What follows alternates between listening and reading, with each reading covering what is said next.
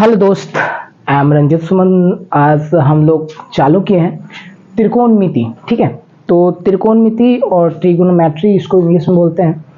आज इसके बारे में हम लोग पढ़ेंगे। ठीक है, तो इसके बारे में सबसे पहले कि परिचय जान लेते हैं, इंट्रोडक्शन जान लेते हैं कि त्रिकोणमिति का इंट्रोडक्शन होता क्या है। ठीक है, उसके बाद फिर टॉपिक बाई टॉपिक और चलेंगे। ठीक है, त्रिकोणमिति परिचय, इंट्रोडक्शन टू त्रिकोणमिति। ठीक है, इसमें आता है ट्रिगोनोमेट्रॉन। ठीक है, तो यहाँ ट्री जो होता है मतलब इसका जो है ना, इसका तीन भागों में हम लोग डिवाइड कर दिए, ट्रिगोनोमेट्रॉन। ठीक है, तो ट्रिगोनोमेट्रॉन। ठीक है, तो ट्री का मतलब होता है जिसका अर्थ होता है तीन होता है। ठीक है, ट्री का मतलब जो हो गया जिसका अर्थ क्या होता है तीन। ठीक है, तीन। और गौन का जिसका अर्थ हो गया भुजा। ठीक है, साइड बोलते हैं। ठीक है, भुजा। और मेट्रॉन का अर्थ है जिसका अर्थ होता है माप। मतलब ये हो गया कि तीन भुजा की माप को हम लोग त्रिकोणमिति कहते हैं। ठीक, तीन भुजा की माप को हम लोग क्या कहते हैं, त्रिकोणमिति कहते हैं या ट्रिगोनोमेट्री कहते हैं, तीन साइड्स मेजरमेंट। ठीक है, अभी इसको कहना क्या है कि इसके मतलब अगर कोई पूछ दिया कि भाई बताओ होता क्या है, तो त्रिकोणमिति में एक त्रिभुज को भुजाओं और कोनों के बीच के संबंधों को अध्ययन किया जाता है। ठीक है, त्रिकोणमिति में एक त्रिभुज की भुजाओं और कोनों के बीच के संबंध का अध्ययन किया जाता है। ठीक है, मतलब उसका भुजा और कोण का अध्ययन किया जाता है त्रिकोणमिति में। ठीक है, ये त्रिकोणमिति का परिचय हो गया, इंट्रोडक्शन हो गया। अब इसके बाद स्टार्ट करते हैं कि त्रिकोणमिति में होता क्या है। और त्रिकोणमिति में एक और चीज है कि पुराने समय में त्रिकोणमिति मतलब सूर्य या चंद्रमा की दूरी, ठीक है, दूरी और हाइट निकालने में किया जाता था। अभी हम लोग बड़े बड़े बिल्डिंग या ब्रिज, नदी की चौड़ाई इत्यादि निकालने में इसका दूरी, हाइट, ये सब निकालने में इसका यूज करते हैं त्रिकोणमिति। ठीक है, तो फिर टॉपिक बाई टॉपिक इसको हम ले चलते हैं। हाँ, तो इसके बाद जो हम लोग पढ़े थे त्रिकोणमिति परिचय, इंट्रोडक्शन, उसके बाद क्या करना होता है कि त्रिकोणमिति अनुपात पढ़ना होता है, मतलब ट्रिगोनोमेट्रिकल रेशियो। ठीक है, अब ट्रिगोनोमेट्रिकल रेशियो क्या होता है, रेशियो जैसे इस फिगर से हम लोग समझते हैं। ठीक है, ये फिगर जो है, ये वाला फिगर है, त्रिकोणमिति जो है एक राइट एंगल पर काम करता है। ठीक है, ये हमेशा राइट एंगल पर काम करता है, मतलब ये 90 डिग्री होगा। ठीक है, इसमें भी होगा, ये भी 90 डिग्री होगा। ठीक है, तो यह राइट एंगल पर काम करता है और इसका तीन कोण और तीन भुजा होती है। ठीक है, अब इसमें कह रहा है कि अगर कोई ए पर कोण बना रहा है, अगर कोई ए पर कोण है, तो ये ए पर कोण है, तो इसके जस्ट अपोजिट साइड, ऐसे इसके जस्ट अपोजिट साइड देखिए, जो अपोजिट साइड होगा, ये देखिए लिखा है angle A opposite side. Angle A opposite मतलब जहां पर कोण बन रहा है उसके जस्ट अपोजिट साइड उसका परपेंडिकुलर होगा। परपेंडिकुलर को पी से डिनोट करते हैं। ठीक है, तो इसके जस्ट अपोजिट साइड पी होगा, मतलब परपेंडिकुलर होगा, मतलब लंब होगा। हिंदी में लंब बोलते हैं, लंब। ठीक, हिंदी में लंब बोलते हैं, लंब। ठीक है, और इसके जस्ट नीचे एंगल ए एडजेसेंट, ठीक है, साइड होगा। मतलब इसका कहने का अपोजिट साइड कहने का मतलब कि एंगल से जो दूर वाला साइड है, सो दूर वाला जो भुजा है सो, और इससे कहने का मतलब कि एंगल के समीप, जो एंगल के सबसे मतलब एंगल से जो सटा हुआ भुजा है वो। ठीक है, तो ये होता है, तो इसको बोलते हैं बेस पी, मतलब बेस बोलते हैं, इसको बोलते हैं आधार, इसको बोलते हैं क्या, आधार मतलब बेस। ठीक है, और इसको बोलते हैं कर्व। ठीक है, हाइपोटेन्यूज, ठीक है, इसको बोलते हैं। अब इसको एच से डिनोट करते हैं। अब इसमें क्या करना है कि सपोज मान लो हम अभी क्या बताएं, इसमें यही चीज ना बताएं कि जहां पर एंगल बनता है उसके जस्ट अपोजिट परपेंडिकुलर होता है, इसके नीचे जस्ट जो एंगल से सटा होता है उसको बेस बोलते हैं, आधार बोलते हैं। ठीक है, और जो परपेंडिकुलर होता है उसको लंब बोलते हैं, और जो ये बड़ा वाला लाइन होता है उसको कर्ण बोलते हैं। ठीक है, तो जब हम एंगल को सपोज मान लो, क्योंकि तीनों एंगल है तो एंगल यहां पर है तो यहां पर परपेंडिकुलर है। अगर सपोज मान लो कि यही चीज एंगल हम यहां पर दे दे, एंगल यहां पर दे दे, तो मेरा परपेंडिकुलर कौन हो जाएगा? तो हम क्या बोले थे कि एंगल के जो अपोजिट साइड में होगा जो भुजा, वही मेरा परपेंडिकुलर होगा। तो यहां पर अगर हम एंगल माने हैं तो इसके अपोजिट कौन है? ये है। इसके अपोजिट ये है, तो मेरा परपेंडिकुलर क्या होगा? यही ना होगा। तो इसका परपेंडिकुलर ये हो गया, ठीक है। और इसका जो हम बोले थे कि एंगल से ये जो समीप सटा हुआ था एंगल से, तो वो बेस हो जाता है, आधार हो जाता है। तो ये मेरा बेस और आधार हो गया, ठीक है। इसको बोलते हैं एडजेसेंट, ठीक है, साइड, और इसको बोलते हैं अपोजिट साइड, ठीक। इसको बोलते हैं बी, जो सटा हुआ है एंगल से उसको बी मतलब बेस, और जो अपोजिट है एंगल के अपोजिट है उसको परपेंडिकुलर पी, ठीक है। इसको पता है कर्ण।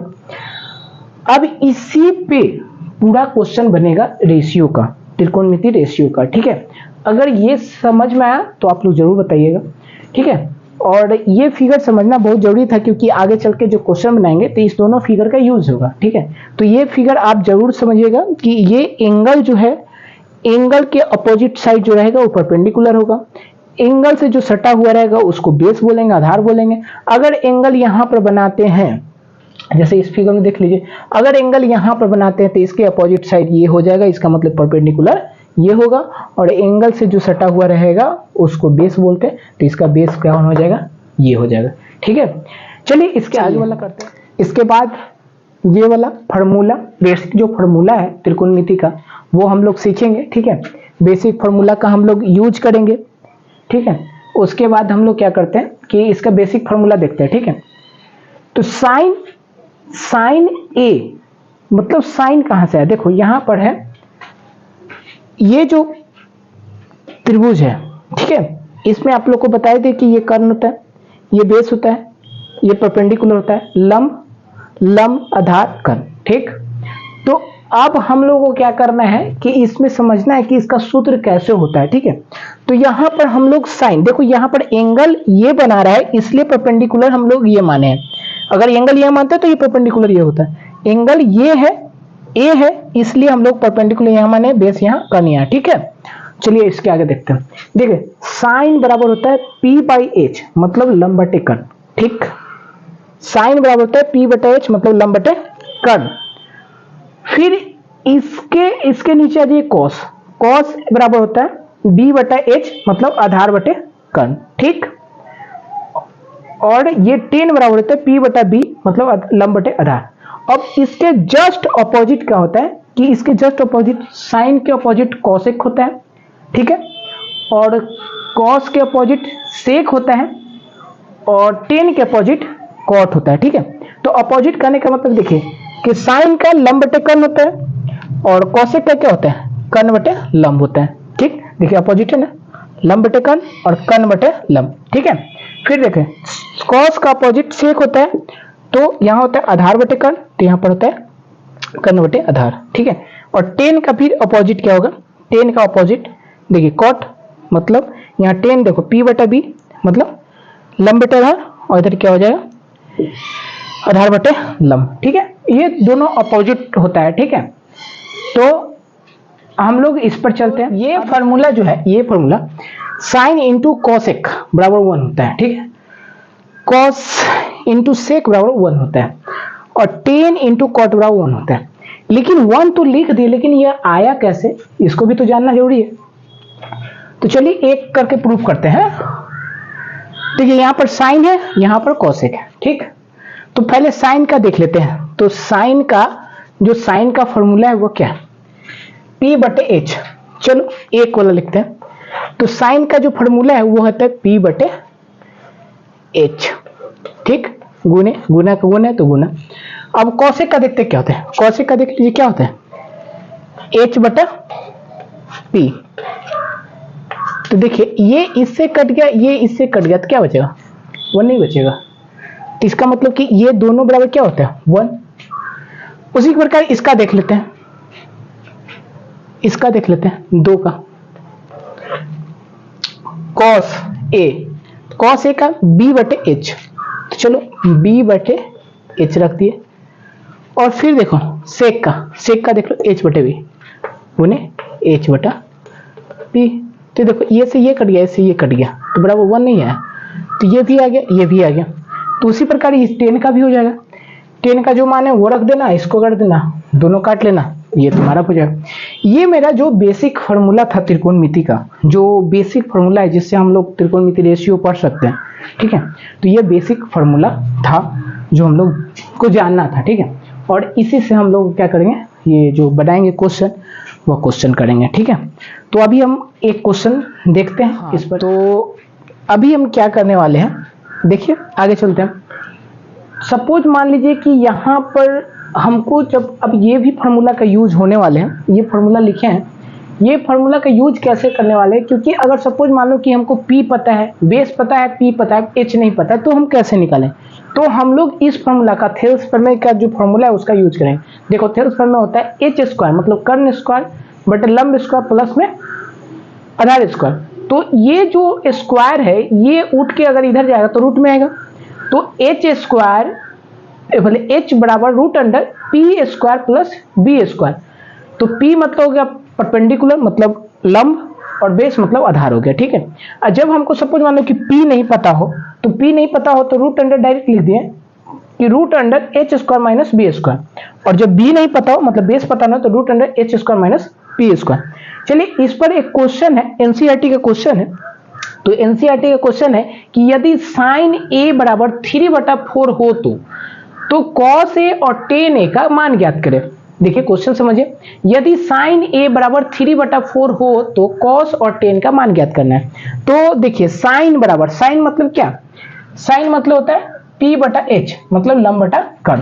तो हमको यहाँ पर दिया हुआ है मान कि लंब बटा कर्ण दे दिया है, लंब बटा कर्ण। तो लंब कितना है मेरा 3 दिया हुआ है, और कर्ण कितना दिया हुआ है 4 दिया हुआ है, ठीक है।